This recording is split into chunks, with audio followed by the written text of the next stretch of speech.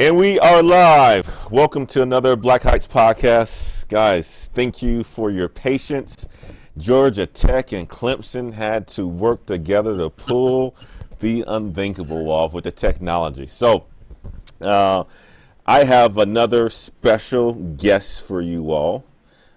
This gentleman is a wonderful guy who I personally met a couple of days ago through a friend that went to Georgia Tech with me.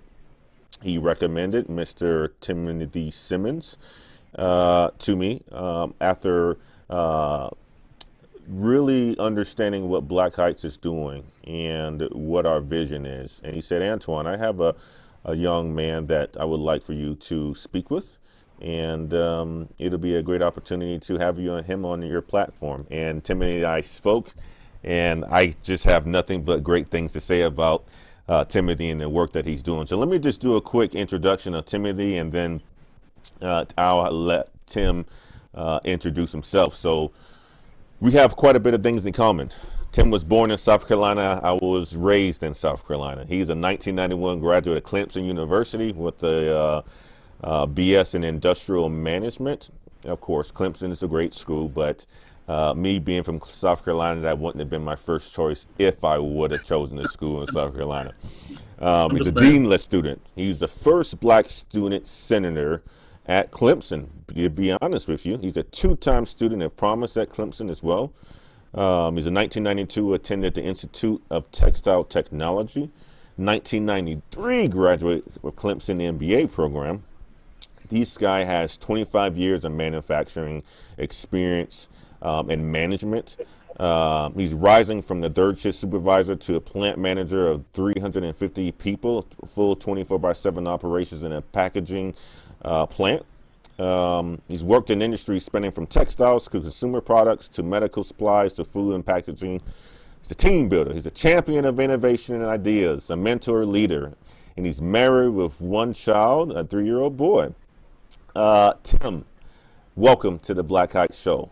How are you doing, sir? Yeah, doing good now. Glad to be here. We had a challenge. So we have some people in the chat. What I like to do, Tim, is I like to make these podcasts interactive, and I like to make them very conversational, very free-flowing, and we're going to jump right into it. So, people in the chat, if you guys have any questions, please jump in at any point in time. Again, thank you so much for being so patient. Mr. Clark Wade, thank you. Hello. How are you doing, sir? Thank you for joining the chat. And everybody else that's in the chat as well, too. So let's jump into this thing, Tim. So let me start off by saying this. How was your Christmas? We just had a Christmas a couple of days ago. My Christmas was absolutely fabulous with the family. My kids got everything that they asked for. They only have 4 and 1. But we spent a lot of time with both sides of my family, my wife's parents and my parents as well, in between Milwaukee and Madison. That's where we are today. See all the Packers gear right here, and also with the Jack Daniels. But how was your Christmas? Talk about your Christmas. Well, when you have a 3-year-old, you don't have a Christmas anymore. It's all about him or her. All of it goes to the tight, my mini me. But he had a great Christmas. Phenomenal Christmas. I think one he'll give for a long time. But all in all, a good Christmas. Just like you did, both sides of the family, and really had a good time. Probably ate a little bit too much, but we'll work on that after the new year. Everybody says, right? Yep. Awesome. So tell everyone. I kind of did a brief introduction on yourself. Tell everyone, where you're from and kind of how you grew up, Tim. Yeah, I grew up just a normal, regular. Probably got along way too much. Some of my friends, both parents still live today, and they always accentuated education and how important that is. Type of childhood where if I had an event my parents were there. They never missed anything I had to do growing up at all. Look back on things, and they remind me from time to time. And I was like one of the first kids to have a car in high school. One of the first kids from Walterboro, which is where I'm from, to an old car all the way from freshman year on up. So as I look back, that was a big deal. I had a lot of people drop off during fall break and spring and all those kinds of breaks. Yep. Yeah, I had just a childhood. I went to a couple of workshops at Clemson and some other schools, and it just stayed with me and it felt right. And so when graduation came, I kind of had my list down to like 3 schools, and Clemson won out. But even early on, I did some internships with a local manufacturer and spent like 6 months, 3 months each year with the number 2 gentleman in charge of that facility. And just like the way he handled things, it stuck with me. And as I jump forward, I mean, that's really kind of what I'm doing now.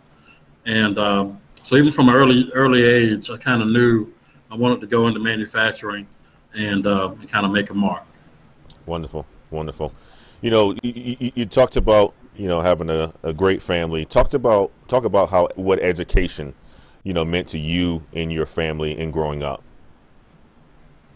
You know, I tell every young man who wants to listen that the worst thing you can do is disappoint your mother. You know, typically your father can get over things, can you know, get through things, but you know, when you see sadness on your mom's face, it's not good. Yep. You know, it just doesn't sit well and sit right. And if it does sit right with you, you got a whole lot of soul searching to do. So when I made the dean's list in high school, I just saw the joy in my mom's face. I heard her talking about it on the phone with her friends, and it just really motivated me to always work hard to put a smile on her face. And it motivated me to, you know, keep growing and keep working to achieve, you know, the dean's list and those kind of accomplishments. And it builds on itself. It builds on itself. You know, you get one time when you're in the paper, it's announced in the church, and it's announced at Clemson's different ceremonies. You know, you want to hear it again. Yep. You know, you want to keep cultivating that soil. So, you know, my mom was really a motivator, but not in the sense of directing and doing those kinds of specific things. Just really in terms of seeing the joy that she gave me whenever I was achieving something great in education. Wonderful, wonderful. No, that's a great story. You're absolutely right. Nobody wants to disappoint mom, and you know, I say this, that it is a driving force into you and people in general wanting to excel within their career, right? Every time I see my mom happy, or you know, a proud moment that she had of me, of course, if she was bragging, and it made me want to continue to do more as well too. So you're absolutely right about that. You know, let's talk about you know, you and your profession, right? You are a strong leader that has been transformational to your companies and the companies that you've worked for. And I realized this by, you know, having our brief conversation on last Sunday. Yes. When we met, right? Before we get to that point, talk about what profession you're in and what led you into the career in manufacturing. Yeah, the profession I'm in right now is packaging. It's which I out whenever I'm, you know, seeking a career change in any way. I don't want to get a product last too long, and you're really cycles. So maybe it's a cycle for 45 years cycle making a car. You know, no one's going to go in a car every week, but they're going to buy food. They will buy food every week. So so the plant where I am now is like one of the top 3 in terms of size and volume world for making foam products. So you know, look at the you look at some of the fruit products you buy. We're making packaging for that. It's a very process. And again, as far as me getting into this area for my, it really centered around seeing it firsthand as in and how uh, getting at Clemson, learning the principles at Clemson as well, going on different internships. I've interned all the way from Boston, all the way down as far south as Charleston. So I was doing something, making some money, kind of sharpen the trade, working in leadership positions, whether it was technical leadership during my college years or whether it was managing people when I first graduate school. So nothing made me run away from it. I do enjoy it, and that's it. Kind of built on itself because I was actually manufacturing a very focus of mine in high school, and kept moving along the path. I went to college career and graduating into manufacturing even more. Okay. And Tim, you're breaking up a bit on my side.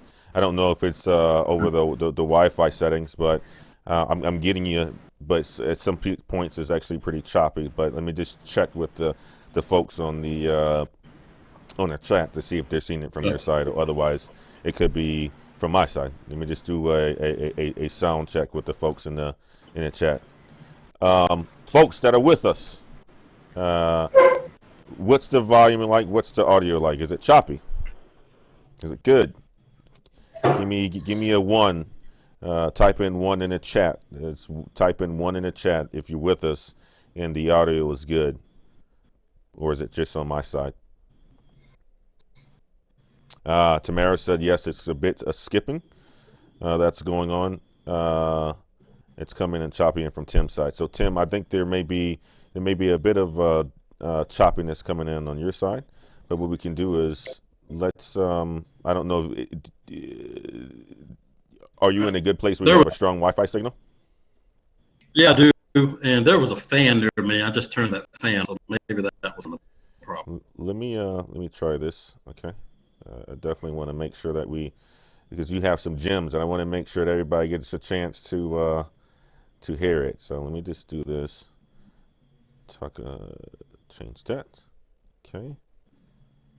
All right. So too long. All right. Let us keep going. Okay.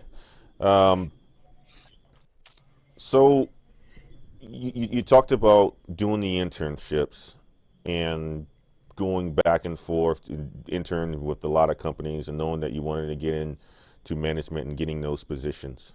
Talk about, because a lot of people don't understand that internships, the importance of doing an internship, right? Just get you the experience, and not only that, you get to work with all sorts of people that have positions that you want in life, and they can educate you and groom you. Talk about the importance of getting your internships and having so many, and what it's done for you in your career. Oh, great question. One thing Clemson did very well was they set up a lot of companies to come in, typically midway through the spring semester, and laid out a good interview plan for different companies. I tried to make sure I was up on the top of the list there with my name and selection to be interviewed. Yeah. And from that process, I always had an opportunity to go and do some type of internship. And the importance of it is you not only learn the actual methods and concepts of making a product. That's really secondary, if not tertiary, to what you're going to learn. The main thing you learn is how to work with different people at an early age. Yep. So, you're 19, 20 years old. You start understanding the silent languages, ability to understand people when they're really not saying anything, but they're saying a whole lot through body language. Yep. The silent communication. And what it really, honed on me is that the same people are everywhere. If you work in, the coast, you go work on the East Coast, there's going to be some subtle differences, but by and large, you're going to have the same personality types no matter where you go. And that's what really internships taught me. I took away And so when I actually got into the actual working world, it was phenomenal because I was already, I would say advanced, and in terms of that area, Yep. understanding how people operate. So that's why I would always promote internships. It's not about the technical aspect that you'll learn. Yeah, it's good to learn some of the key areas as far as processes, but more importantly, it's about learning people. Mm, That's a very key ingredient for leadership and management as well, right? It's really about people because you're not going to get anything done unless you know how to work with people and to manage people, right? Um, you talked about, working in manufacturing, working in a plant. Tell our audience your story of how you've been able to transform the companies that you've been able to work for. I remember speaking to you on last Saturday, and you had this phenomenal transformation stories from third shift to low performing teams to making them, high performing teams. Talk about two examples of transformations that you've led, and then I want to dive a little bit further into that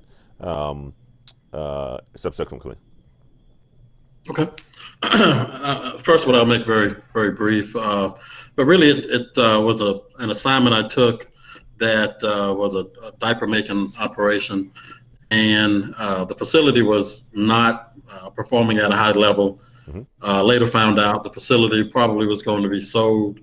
They wanted to keep it in a good holding pattern, and try to maximize and leverage, the sale. Hmm. And I never bought into that strategy. I just kept doing the things that I do, which is bringing people together, laying a line on here's where we are and here's where we need to be.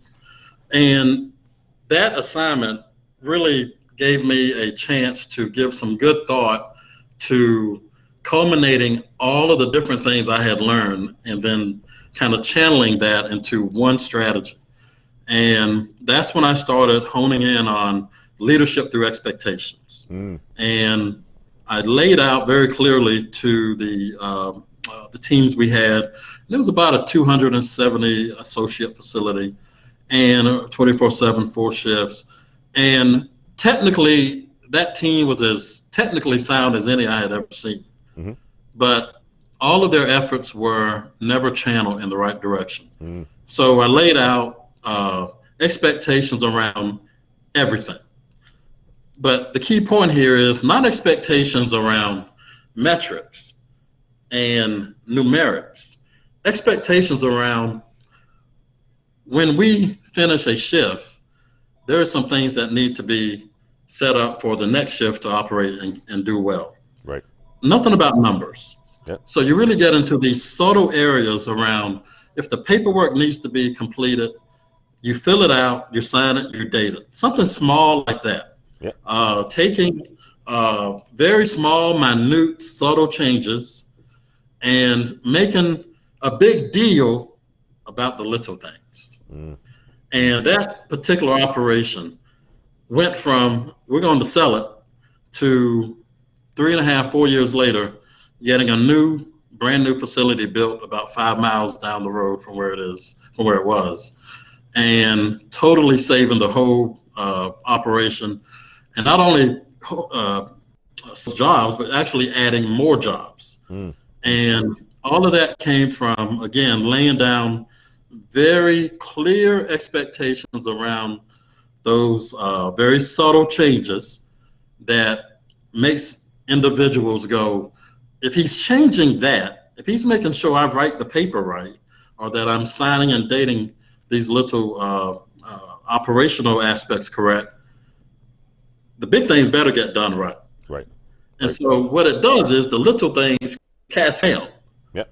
and creates a situation and a culture that's going to create excellence. Mm. So that was one operation there as an example. Operation I'm in now, very similar.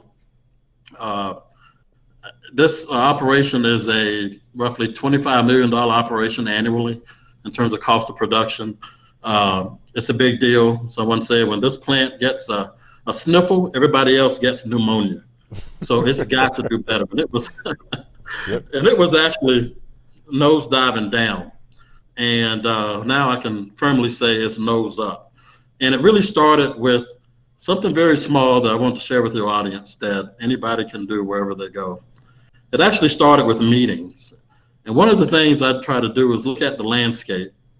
And for 1 week, I check and take a tab on how many meetings we're having. Mm-hmm. But even more so, how many meetings we're having on time, that start on time. Mm. This meeting notwithstanding, of course. Mm. And so what I come to find out, typically 25 to 30%, 25 to 30% of meetings actually start on time. Mm. So what that tells me is there's a lackadaisical attitude about doing things in a very clear, high-level way if meetings are starting at 11:10 for an 11 o'clock. Mm. So 2 key points. After that first week, I met with the whole team and said, from here forward, every meeting we have in this facility will start on time. Yep. All I did was make one statement, moving on to my next statement. So that was a key point. And what actually happened is I never told anyone else that that's what we were going to do. But before I left that day, the entire facility knew what I had said. There was only 6 people in the meeting. So again, it cascaded down. Right. Yep. The other piece is you got 30 days. You got 30 days when you go into change an organization. If you don't change something in 30 days, you have missed the launching point, and your people mentally have moved on, and they have now placed you into the category of same old, same old. Mm. But I'm changing the meeting times that they start on time as far as the expectation. I'm changing, just for the sake of change, the way the chairs are at the office area. Yep. I'm not going to have that chair there anymore. I'm going to move desk around. I'm changing different areas across the operation as far as when someone is ready to do their paperwork. I purchase something new where they have the desk area properly set up, so they're not, in a small, tight area trying to get their work done. Let's create an area people can get their work done without a whole lot of issues to get it done. They do the right, but we're not giving them the tools to do the right thing. Mm. So those are my keys. Number one, making sure that the little things is driven by leadership through expectations. Yep. And number two, making sure you change something in 30 days. Because once 30 days is over, you're done. Yep. So you had 2 great points there, right? And 2 good examples. For somebody who doesn't know how to set expectations, talk to them about what setting expectations mean, right? Because as a leader, you're leading people, you're have to get followers behind you, and you're changing people's behaviors. What exactly is setting expectations to you, Tim? Let me be clear. As you make these changes and drive these changes, you can't do it in a vacuum. Mm-hmm. You got to have an open door policy, and you got to live by it. Yep. Because see, I don't want the pressure points I'm putting on an operation to not have a release valve. Mm. The release valve is come see me anytime. You're confused about what I'm changing? Come see me. So I want to make sure I'm clear about that. The next point to your question there is, learning how to set expectations. As a manager and a leader, don't be in the deep end of the ocean, but be in the ocean. Don't dive all the way in the deep end, and you're constantly trying to figure out those details that your people should be able to figure out. Their team should be able to figure out if they're working together as a team. But if they're constantly coming to you, I need help with this, can you figure this out? That's okay from time to time. Again, have an open door policy, but there's got to be a balance. Yep. But don't be in the deep end of the ocean, because the expectations you want to change, it's on the shallow side of the ocean. Mm-hmm. It's on that side. Because see, again, a very clear analogy here. If you're on the deep end of the ocean, you're going to drown. If you're in the shallow part, you're able to see where the waves are. Mm-hmm. Mm-hmm. Is there some adversity coming vis-a-vis a ship is coming? I'd rather be on a ship, to be honest with you. I want you to. Forget the shallow part. Let me just get on a cruise. Exactly. So, by the way, with a cocktail in my hand, as a matter of fact, as well. Agreed.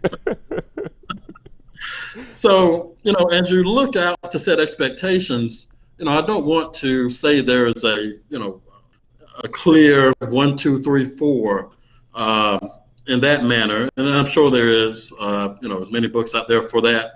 But I believe in giving people a general view that allows them to be who they are. Mm, And that's what I'm describing right now. mm, Because if you can understand, if you're leading a bank or you're leading a telephone center, walk around, but don't answer the phone. mm, mm. Look and see what the adversity they're dealing with. Make notes. And then at the end of the week or end of the month, put those notes together and say, here's what I'm seeing and some things we can improve in. Mm. Then set new expectations after you do that. Got it. Got it. Got it. Yep. Very, very good. Very good. Tamara said leadership through expectations. I like it. Leaders set the work pace through their expectations. Absolutely right.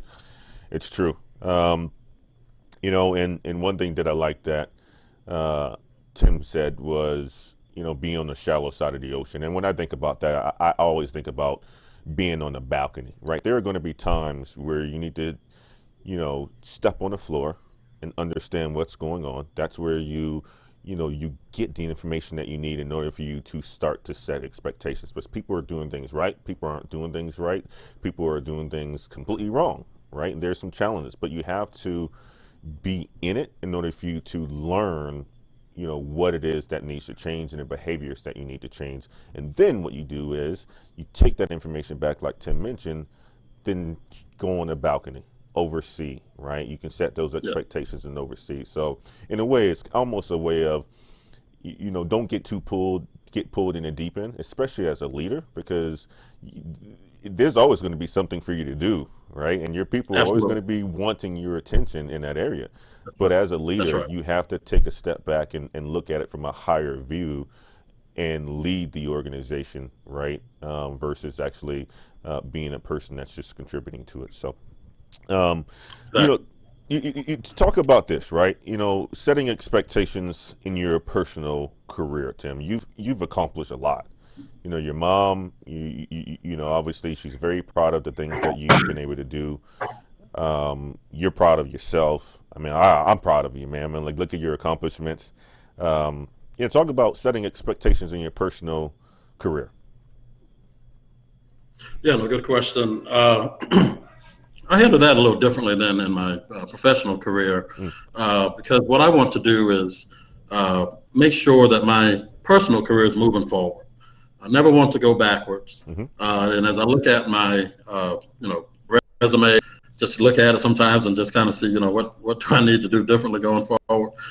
I do take away appreciatively and certainly been blessed that it's been a forward moving career. good. And that's been my primary expectation for me personally, Mm-hmm, is moving my career forward, moving my family's career forward, giving us the ability to do things we need to do.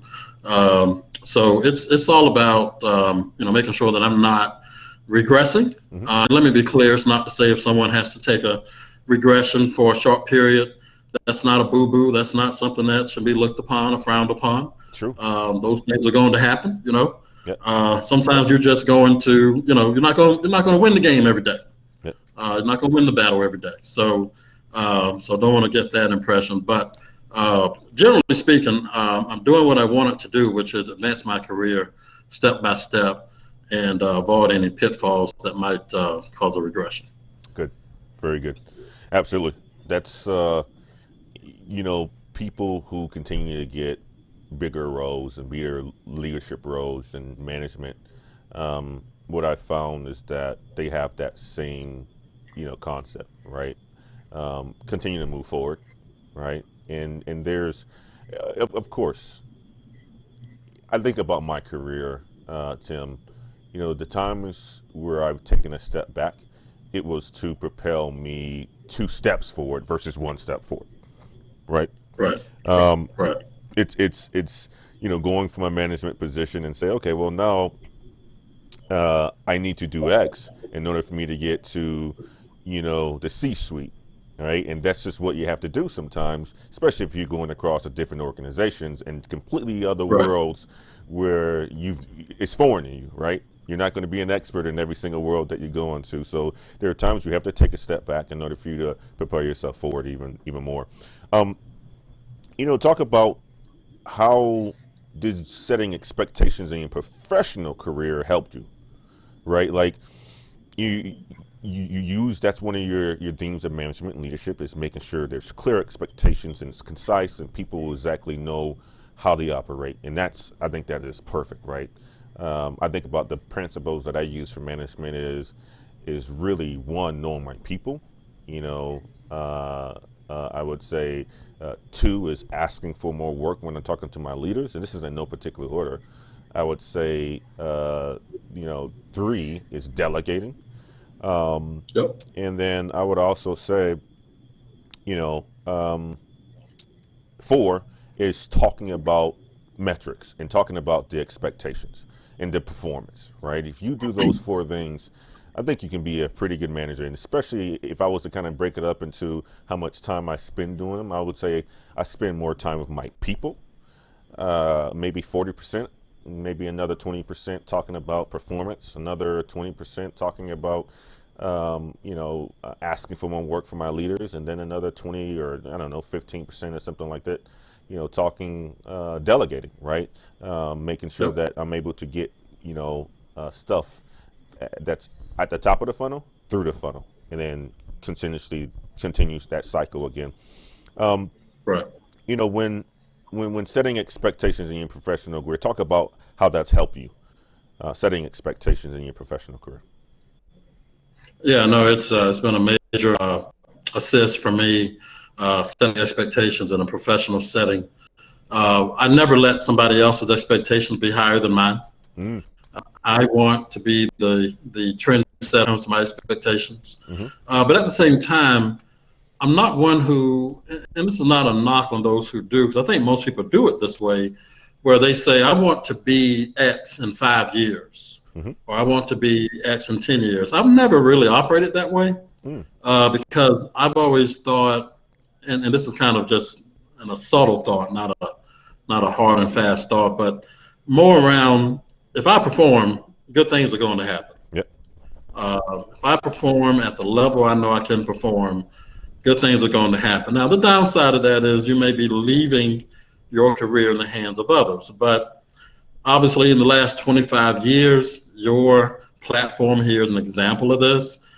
Nobody has any commitment to anybody. Mm-hmm.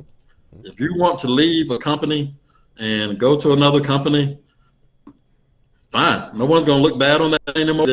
It's the thing to do. Right. So uh, again, bottom line for me has always been, if I want to leave a company, I will.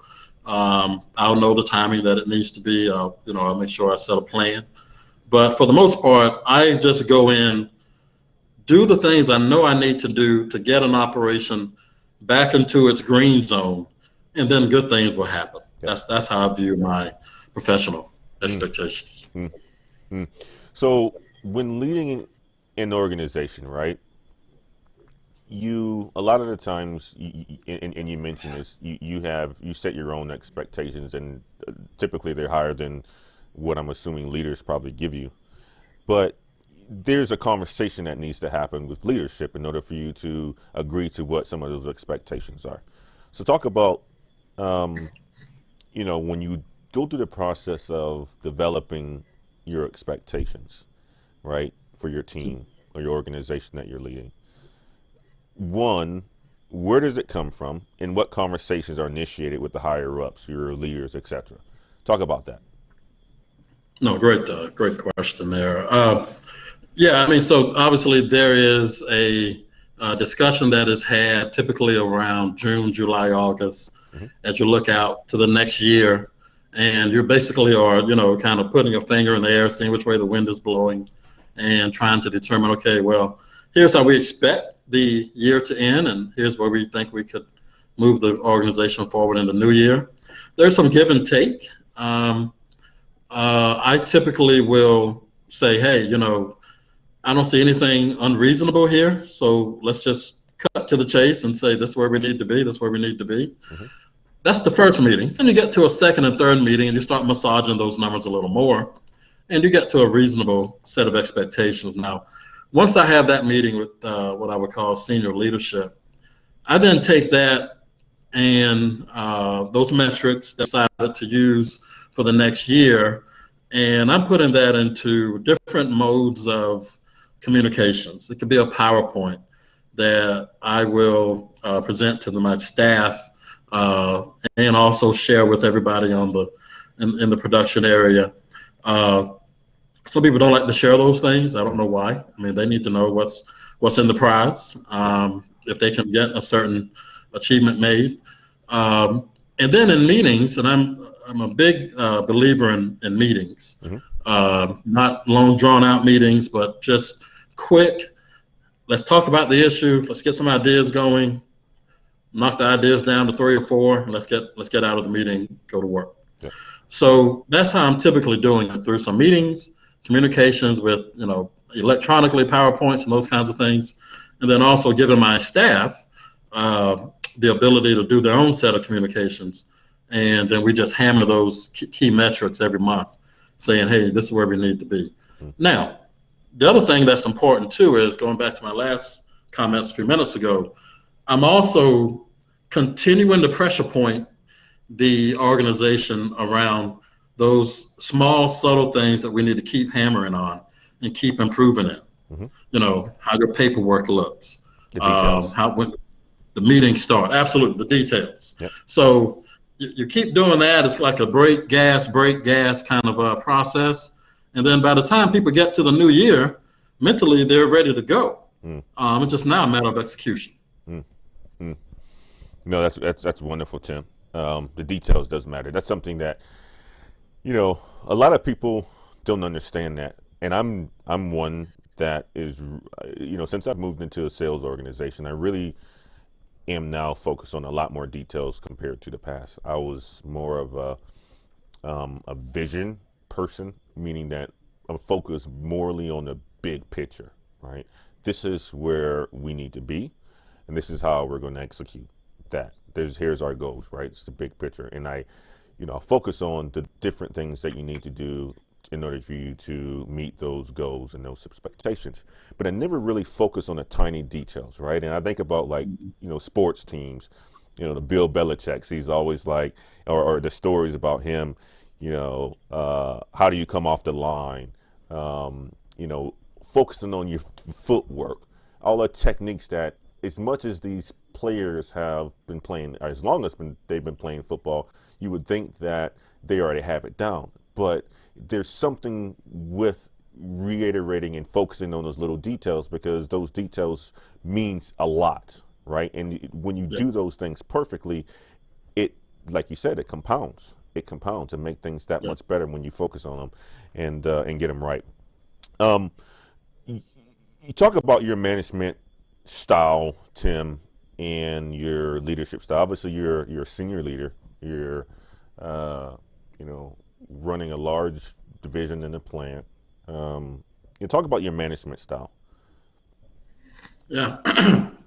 Excuse me. I would say it's I'm a delegator, for one. We talked about expectations, and I would say I have an expectation around, I don't want to be bothered. Once I leave work, I don't need details coming across my phone. I am not one of those who get happy that I can be on a cell phone at 8 o'clock at night talking about, something that happened 3 hours ago. I'll get that information later. Now, I don't know if that works for everybody, but I'm a delegator, and I lay down as an expectation that if it's non-safety, everyone is all one piece, I am not one who needs to get my cell phone wrong, to talk about an issue or take care of a problem. So I delegate. I also, though, believe in having key meetings on a periodic, timely basis around key areas of operation. So let's say you're in sales like you are. It might be we're going to have a meeting on sales rate for the Northwest region, Yep. Oregon, Washington State, and Montana. Yep. And we're going to do that meeting every 2 weeks. And you give people who work that region under you, give them a chance to stand up, do a conference call perhaps, and send you information around that particular topic. Nothing else. All we're going to talk about is the Northwest region. Somebody might be in the Southeast region. They're on the call too, so they can get some good ideas.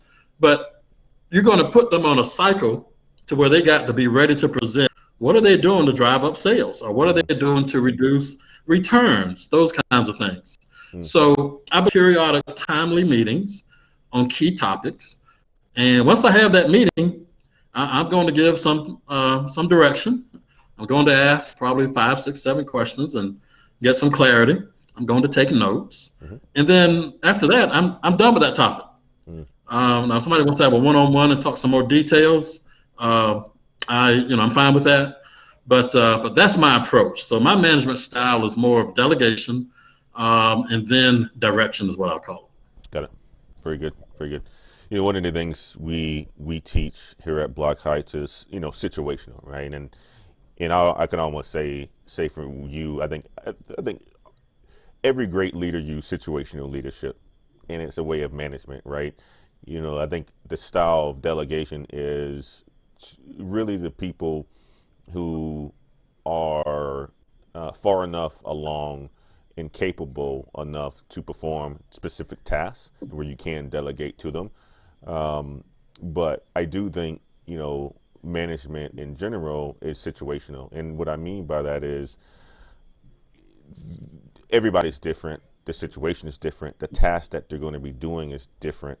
So you almost have to treat them different and adjust your style to get the best from out of them based on their performance assessment, right? I think I used this analogy with you the last time is, you certainly, for new hires, it'd be very difficult for me to delegate to a new hire and expect for them to, succeed, right? That'd be very challenging for me to do. I'm setting myself up for failure then, and that's something that I don't want to do. So it's based on situational leadership. Yeah, let me piggyback that, so I want to make sure I'm clear. There are 2 situations, probably a few more, where what I just applied is not going to be the right approach. One is, like you said, a new person. Absolutely. That new person needs attention. Now, the other situation is when you have an underperforming associate. They still need to present their key metrics and key current issues and current plans. But when someone's underperforming, what they're saying is, I need help. Exactly. I need attention. Right. So I'm going to give attention to that person. I'm going to spend a little extra time with them. I'm going to have some one-on-one meetings scheduled for them in Outlook and make it very professional. And that way they can't too much hurt my position as far as trying to improve the whole organization.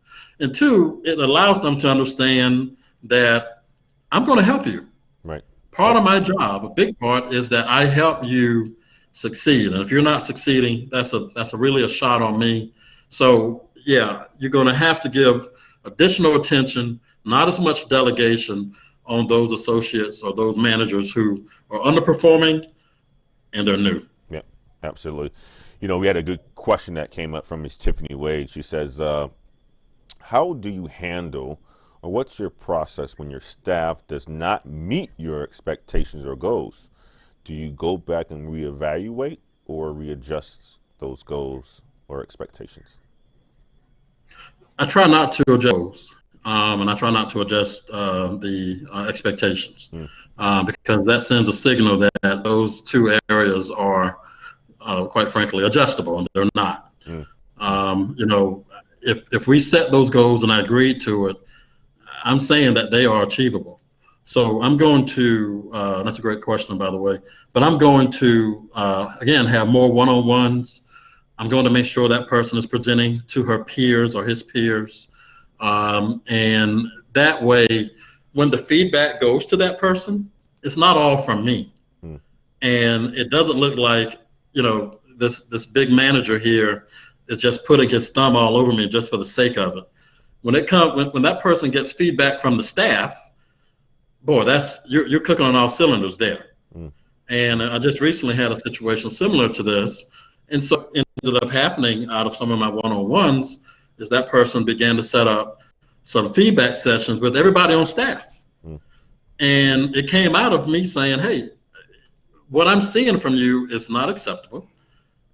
I'm not the only one who's seen it as unacceptable because everybody else is performing highly. What are you going to do to get your performance up to where everybody else's performance is high? And it was their idea. I'll set up one-on-ones with them. And since we started that process, I've seen already improvements in that performance. So the great question, my direct answer is I'm going to get closer to that person. And I'm going to have even more direct feedback and conversations and counsel with that person. Absolutely. Yes. No, that was a great question, Tiffany. If I was to think about, how I would handle that, it's the exact same way that, Tim mentioned it. But that's for an individual person, but for a staff, there's times when, as a leader, as a manager, especially earlier in my career, where I set expectations that probably were not achievable.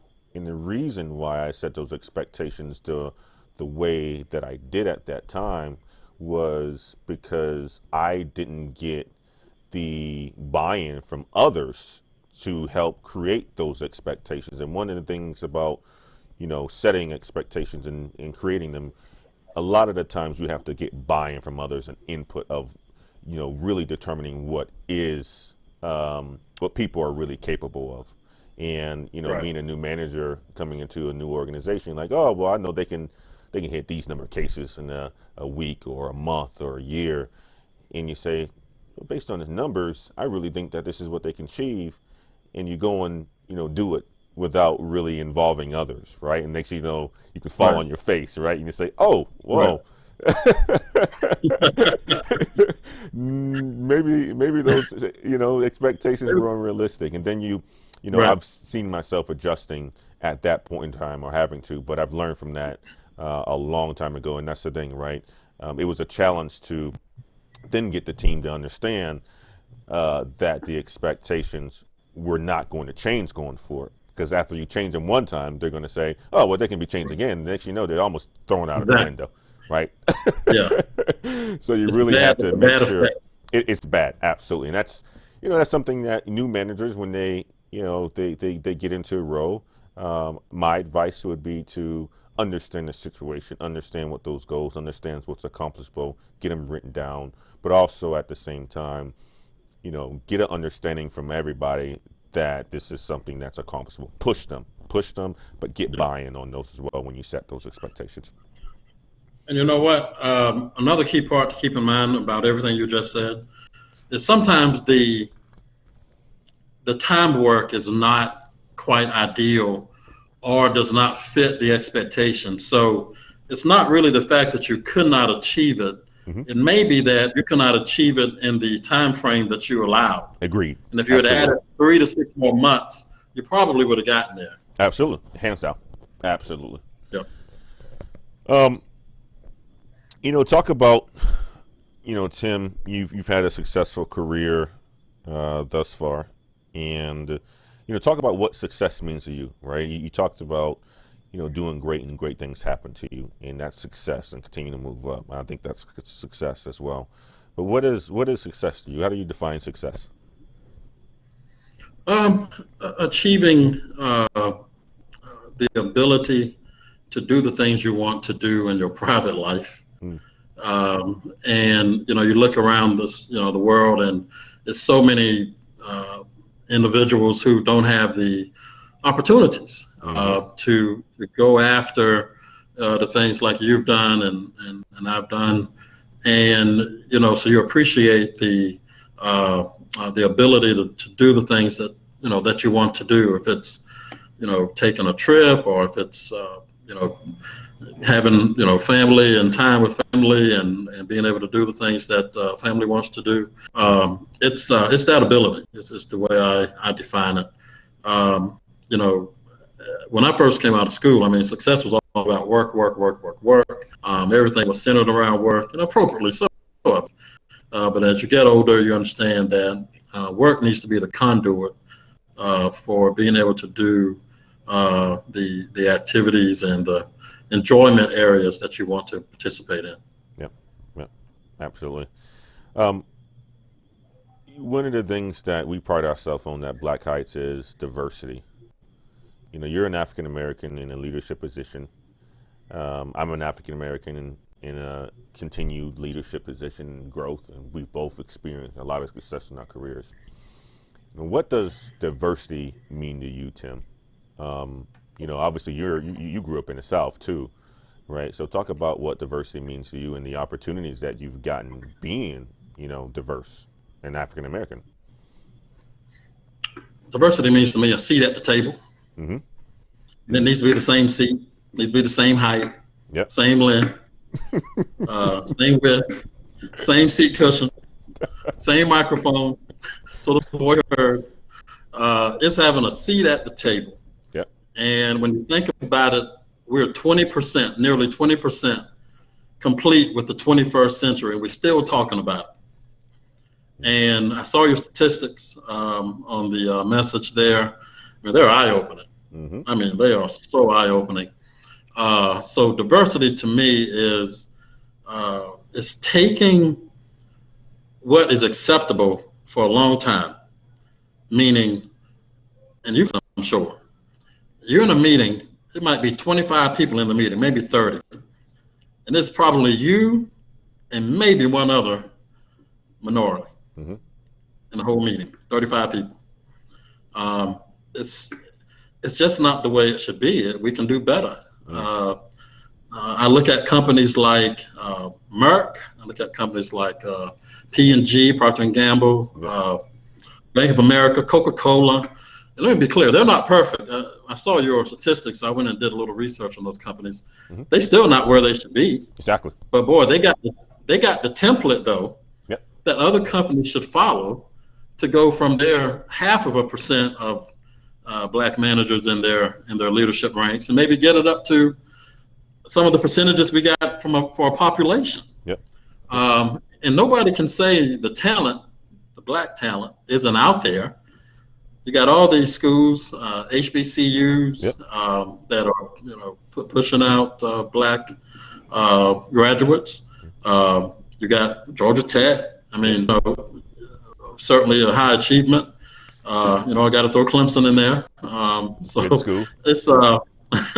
it's the talent is there. So to me, diversity is just a laziness by many of corporate America who give excuses instead of saying, hey, you know what? Let me go spend a week or two down at Coca-Cola and see what they do to find talented African-American black individuals. Absolutely. So it's a seat at the table. Yep. Seat at the table. Absolutely. And Clark Way said, absolutely, brother. I think this is something that I share with you when we initially talk. As I progressed in my corporate career, I see less and less African Americans in the room. And so that's just why a focus for me is on how do I help my company improve diversity, but also in with that, how do I help African Americans with the vision to create a pipeline of talent, right, that are ready when they get that opportunity to step into these management and leadership roles. A lot of the opportunities that I've gotten into my career came from people that were not of my race, right? And I don't know if it's been like that for you, but is it similar like that for you too, Tim?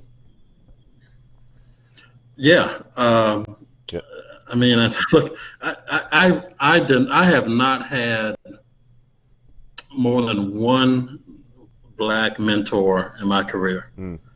I've only had one.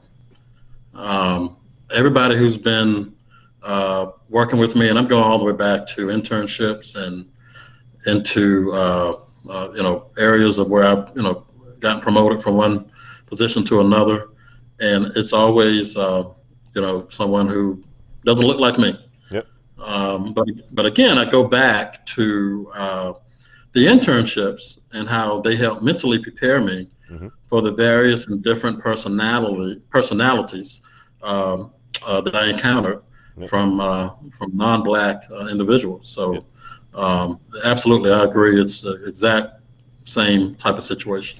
Yeah, in I want to dive into that a little bit deeper because this is an area where you know I think we can help, and it's the mentorships and it's corporations at the same time too, right? Is corporations really need to work on sponsoring their talented minority candidates, right, and developing mentorship programs that are sustainable and goal oriented to help minorities and individuals in to get some of these positions, right? Um, in these candidates, being African American and the other minority, need to understand how to get as much as they can get from the individuals that they're working with because a lot of them aren't going to be like them, right? And the fact that they aren't like you doesn't mean that they aren't willing to invest, right? I mean, like the Right. investments that I've gotten in my career, the majority of them outside of my family. I have a loving family and a lot of mentors in my family, from my mom and to my uncles, sisters and brothers and stuff like that. They're mentors of mine, and I can go to them at any point in time. They kind of talk through situations, but a lot of their situations, a lot of the things that I can talk to them about, a lot of it they won't understand because they haven't experienced it as well. So I have to go to people Right. who are in a higher position, especially when it's in corporate America. And what I find is that I can relate to these people, but they aren't like me, right? But Right. Right. how does yeah, I guess the question is how do we create more mentorships for African Americans that are African Americans, and how do we go about doing that? And I know my answer. My answer is with the company that I started with and founded with Black Heights. Right. It's not only Right. the fact that we're training, coaching, and providing exposure through a platform, and we're doing it. Well, I would say this: yes, those are the three things that we're doing. And you think about the conversation that we're having right here. Any African American man can watch this, or woman can watch this, and be exposed to what we've gone through in our professional career and learn something from it, right? So that's the exposure part as well that I'm doing. But what are some things that you think that we can do as African American men to help increase the number of mentees that we can help along the way? Or what are some things that you're doing, Tim? I would say the two things. I read an article the other day. I know there's a school called University of North Carolina, Greensboro, Mm-hmm. who are doing some different things with uh, corporate America related to black students and trying to get a bridge built. And it's something a little different. It's more creative than what's been done in the past. So I think that's a template I think worthy of looking into more. Mm-hmm. But I think what you're doing here, which is it's highly creative. I am, as I read more about it and read up on you and your creativity to get this off the ground and into a very valuable platform for black and I would say probably even white persons or listening in Anybody. to try to understand, anybody listening, Absolutely. Asian listen in and try to get some insights Yep. on our experiences as black managers. And also, we got ideas. Right. Exactly. We got ideas. If I go back to the companies that I talked about earlier, referenced earlier, the Coca-Colas, the Procter& and Gamble's, the Mercks, all of those companies are like Fortune 500 companies Mm-hmm. who don't lose money. So hiring a multiple number of black managers, black leadership types, is not going to hurt your bottom line. Right. So, what it comes down to is a comfort level is not there. Mm. Mm. To see our faces in a very increased level, I would even say hyper increased level, because I think it needs to get super increased very fast. So we need to improve the comfort level. Now, for me, things I've done has been really through internships. Again, that's something I got as a background. So relying on that, whenever we have summer internships or the spring semester is finishing up, wherever I am, I make sure I got a African American individual on the interview list, Yep. multiple African Americans on the interview list, and try to bring them in and give them some coaching and feedback. We did that last year, as a matter of fact, and this year. So it's taking the time to do those kinds of things. Yep. I think one of the areas I want to get into down the road is making sure that I'm able to give some time, perhaps, to some students in college coming out of high school, Yep. and linking up with them to make sure that they got an understanding about here's what you're going to be faced with. It's not untenable, and go from there. And I will say as well, I don't want to overlook this too, is I got to raise my son right. Yep. Got to make sure that he understands that he can and should do 2, 3, 4 times more than his dad. Mm-hmm. And so I got to instill that very relevant and true concept in his mind. You save one, you probably save 20, right? Yep. So Yep. that's my approach. That's wonderful. That's wonderful. And talking about your son and your family, we're getting towards the end of this interview. Talk about how do you balance work, life, and family, Tim? Set boundaries and do some overlapping. Mm-hmm. When I'm at work, I do some overlapping. I mean, I'm not, dialed into every concept and issue at work. I'll take time out, make phone calls, and do things during the workday. Yep. In addition to that, like I said earlier, I don't need to be called on every little area. And this was a true situation at my current assignment, where some direction was given about a year or two ago that before anyone makes a decision on the weekend, they have to call a staff member, which I didn't even know that was happening until I just happened to be in one of my meetings that I do every week and periodically. And it was just by the way, and I caught my ear to it and thought, wait a minute, let's all sit back down, let's talk about this. And in other words, they were handcuffing the leadership on the weekends to where they couldn't make any phone calls or do anything unless they made a phone call. I quickly shut that down and said, we're paying leaders to make decisions. That's one of their ultimate tools and activities. And so the thought was, we're going to have a complete debacle every weekend. It's going to be, a house of horrors. We haven't had one issue. The people knew what they needed to do, but we had somebody, 2 years ago, a year ago, handcuffed that leader. Just an example of how we think we're doing the right thing sometimes, and you're doing the complete opposite. Yep. So that's just an example there. You gave them autonomy. You gave the team autonomy, and Exactly. gave them a sense of ownership too. Figure it out, solve the problem. I know you can do it. Exactly. You do it every single day anyway.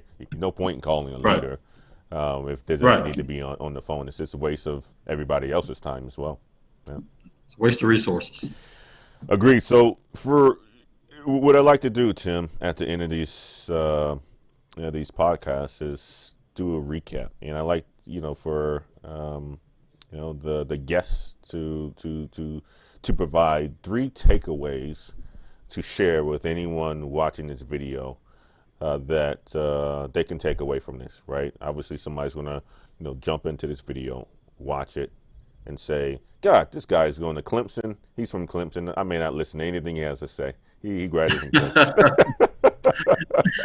Clemson. There will probably be half of the people. No, Clemson is a wonderful university, and I hope they won the national championship again. But provide Tim 3 takeaways that you can share with the audience and anybody who jumps into this video and watches it. I would say number one, not leadership through numerics, but leadership through expectations. That's number one. Yep. Be accessible as a leader. You can't put pressure points on the organization and have your door closed. You're going to create a house of horrors, and you're going to create a lot of problems for yourself. So be accessible. Details are good, but stay out of the deep end of the ocean. Stay in the shallow parts. You don't have to be in the deep end. And I would add in one bonus point, if you don't mind. Let your staff perform. Clear expectations will make them grow. No, those are powerful ones. Let me just do a recap because I'm jotting these notes down.